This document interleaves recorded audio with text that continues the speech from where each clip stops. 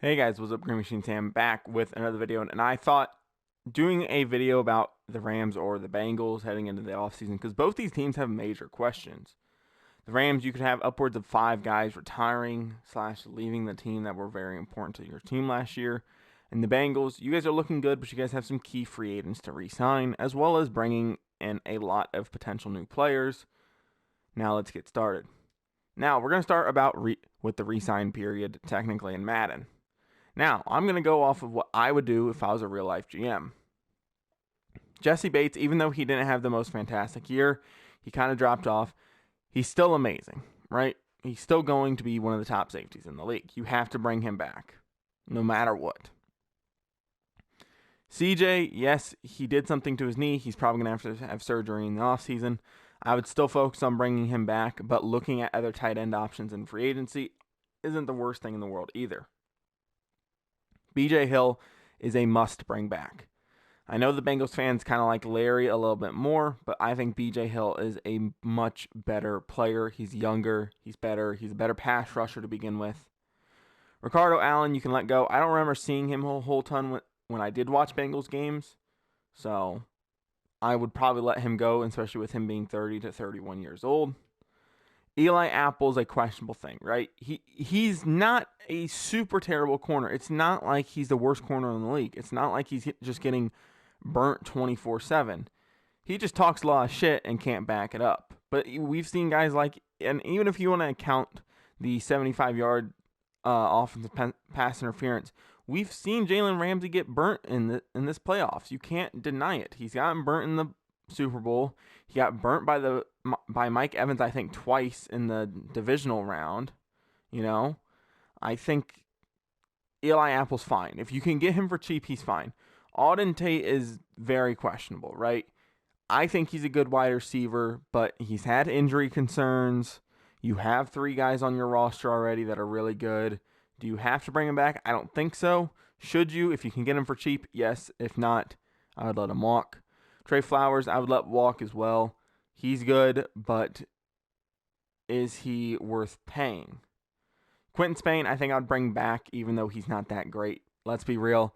He's not super fantastic, but he will. But if he's your weakest spot on your offensive line going into next year, he's perfectly fine doing that.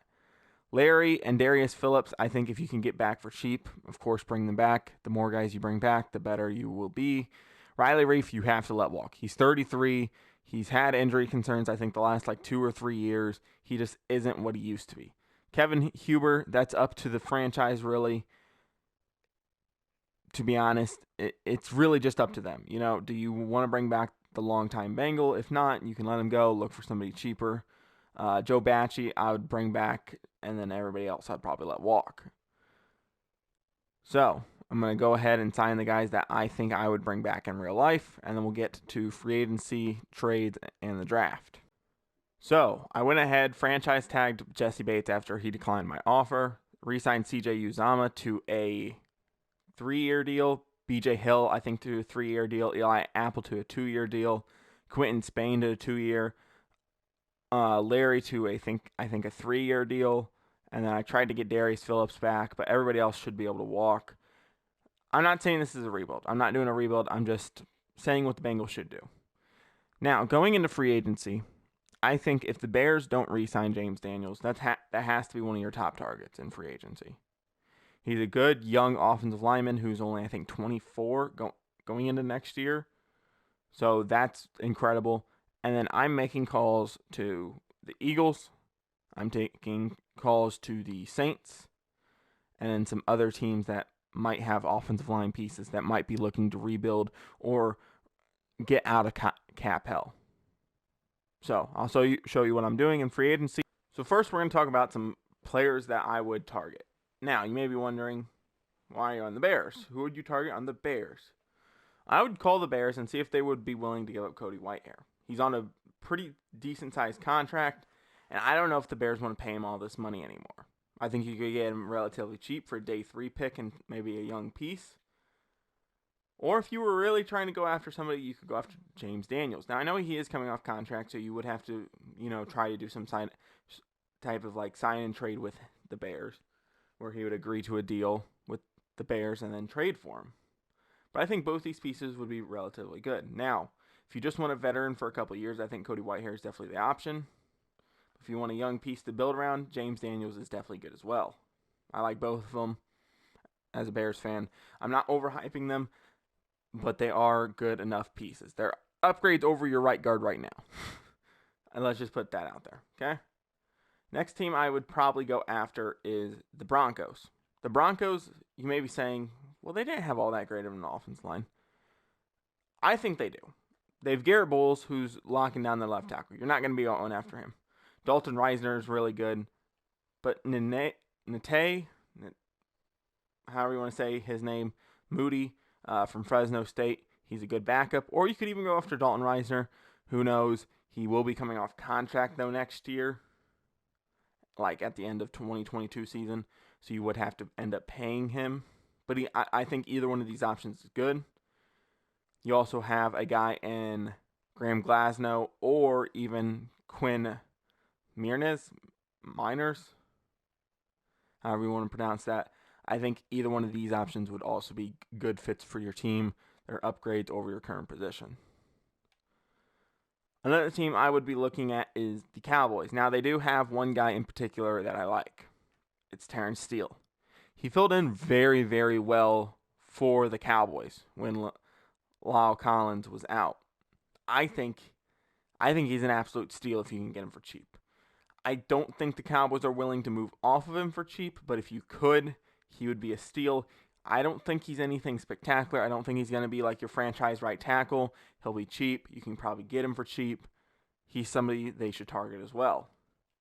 The next team would be the Philadelphia Eagles. Now, in the world that we're going to pretend in, Lane Johnson is still at the Eagles. But in this franchise, Jason Kelce retired. I would go after both of them. I would say, hey, Philly.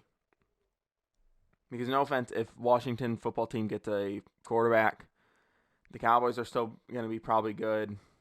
You're probably the third best team.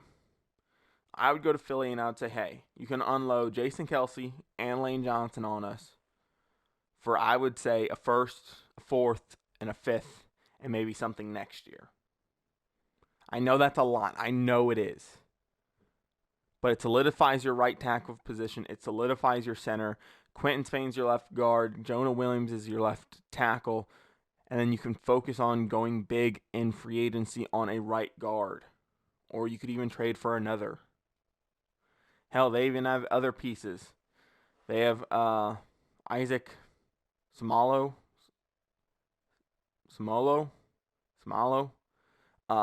who's gotten pushed to that backup role because of Landon Dickerson. Brandon Brooks retired. You can't worry about him. You could even ask about Andre Dillard. Granted, you would have to pay him after next year. But I think the Eagles would be another good trade partner for you. The last and final one that I'm seriously looking at, and actually there's two. I lied. Would be the Pats. Now, in this universe, they ended up letting Trent Brown walk because they had Michael Onwenu as the backup right tackle. He plays right tackle, he plays guard, all that fun stuff. But if the Patriots end up keeping Trent Brown around, Michael Onwenu could be on the block for you. They like Ted Karras a little bit more than him. He's had some holding issues. You could play him at either one of the guard spots, or you could play him at right tackle. I would, since he's only 6'3", he's probably closer to probably 6'2". He's 350. I would prefer him in a guard spot. Now, he's not the most mobile guy, but he's a unit. I think you could probably get him for cheap, too. Last but not least, I would go talk to the Saints. The Saints have Ryan Ramczyk, right? He's locked up under contract for at least, I think, 2 years. He's good. He's probably one of the better right tackles in the league, if not the best right tackle in the league. The Saints are in cap hell. They're in cap hell. Their two starting quarterbacks are Ian Book and Taysom Hill. Their running back just got locked up in jail. They have a bunch of money spent in all these different places. I think Ryan Ramczyk could be your guy. Now, it's going to take a decent amount to get him. It's probably going to cost you your first at least. But this solidifies your right tackle position. It makes it to where you're not going to get bullied. especially in a division where you have a shit ton of pass rushers. He is probably the guy that you guys should probably go after. I just think that's the most sense. You could go talk to the things about Eric McCoy as well for that center position. I think Trey Hopkins is the third best piece on your offensive line. So if you have to run it back with him, I don't think that's the worst thing. I think Quentin Spain and Jonah Williams are your two better offensive linemen. Now, I'm not saying they're great. I'm just saying they're acceptable pieces. Jonah Williams can still develop. Quentin Spain is at about where he's going to be. I think that's about normal. Now, there's always the free agency option. So what I would prefer to do is I would trade for Ryan Ramczyk. If you go to the Eagles first and they say, we're not giving up Lane Johnson and Jason Kelce, I would go to the Saints and I would make a serious offer. I would say, what do you want for Ryan Ramczyk? What do you seriously want? No Jamar Chase, no Joe Burrow, no real young, great talent. Draft picks, what do you want? And I would basically do what the Rams did last year. I would say, fuck it. We don't need these draft picks. We have Joe Burrow. We have all the talent in the world. We just need some trench guys. Now, that's not what the Rams technically did. They went out and got another receiver, another running back, quarterback. But I would go by the same philosophy. We're all in right now. I think you guys are one of the more better set teams. You guys have a shit ton of cap space. You have your edge rusher. You have your linebackers. You have good corners. You have a great safety. You have a young, talented quarterback, a great wide receiving core, a good running back core. Tight end's a little iffy, but, But I would seriously go after Ryan Ramczyk. I would say, hey, what do you guys want? Because remember, you are in a division where you're facing Myles Garrett. If Javadian Clowney goes back to the Browns, you're facing him. You're facing TJ Watt, Alex Highsmith. You're facing the two guys on the Ravens. You'll probably end up facing,